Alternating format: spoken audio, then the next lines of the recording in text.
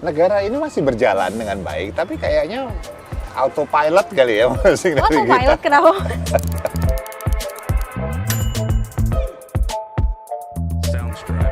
Jumpa lagi di program Tagline bersama saya Fadia Amalia. Bak pisau bermata dua.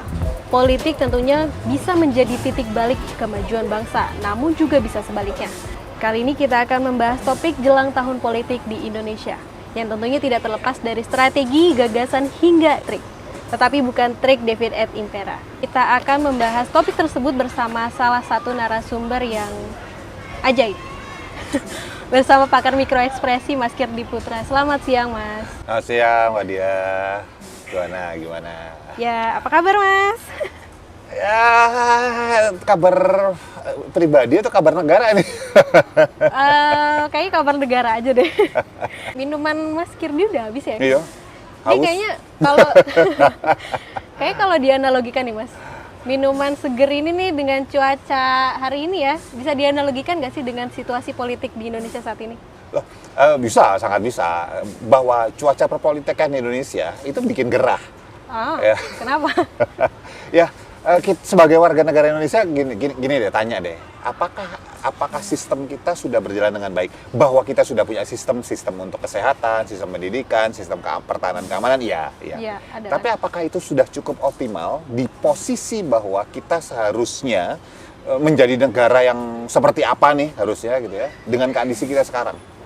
Ya. Kemudian minuman segar itu adalah resource kita yang lama-kelamaan dieksploitasi dan lama-lama bisa habis sebelum kita bisa mencapai posisi yang harusnya kita berada di situ, negara dikuasa.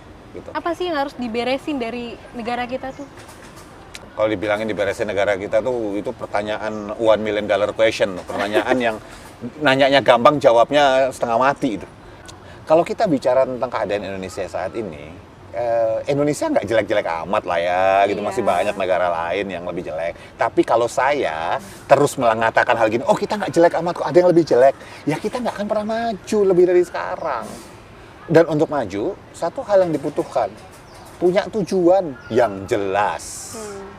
Tujuan yang jelas itu akan membuat kita bisa di track mundur. Simpel deh, Pak Dia. Pernah naik taksi nggak? Iya, pernah. Pertanyaan apa yang pertama kali tanyain sampai taksinya? Mau kemana, Mbak? Ya. Karena kalau dia tanya mau es teh manis atau es jeruk, artinya masuk ke warung Tegal, bukan ke saksi gitu. Iya. Nah, ditanya mau kemana? Coba jawab, nggak tahu Pak. Oh iya. Iya. Nah, balik lagi kalau kita bicara di dalam taksi tadi, kita tanya mau kemana, terus kita jawab nggak tahu Pak, atau terserah Pak. Loh. Kira-kira kita akan sampai ke tempat yang kita tuju nggak? Enggak dong. Enggak, karena kita nggak punya sebuah tujuan yang jelas. Kita sebutin sebuah area, tapi dia nggak tahu areanya di mana spesifiknya, juga nggak bisa sampai kan. Nah, gimana sebuah negara bisa sampai pada satu titik tujuan yang disepakati bersama, itu adalah tugas para pemerintah. Pemerintah kita bukan tugas bikin tujuannya, tapi tugas untuk kemudian merumuskan tujuan itu berdasarkan kesepakatan masyarakat rakyat Indonesia, dan kemudian mengawasi pelaksanaan untuk sampai ke tujuan tersebut, dan mensosialisasikan, memastikan bahwa seluruh masyarakat Indonesia ini saling bergandeng tangan, berkolaborasi untuk sampai ke situ. Buat saya negara kita adalah negara ekosektoral. Kenapa? Kan kita satu negara. Betul. Ada kata-kata bagus nih, kata-kata bagus. The needs of the many outweigh the needs of few or one.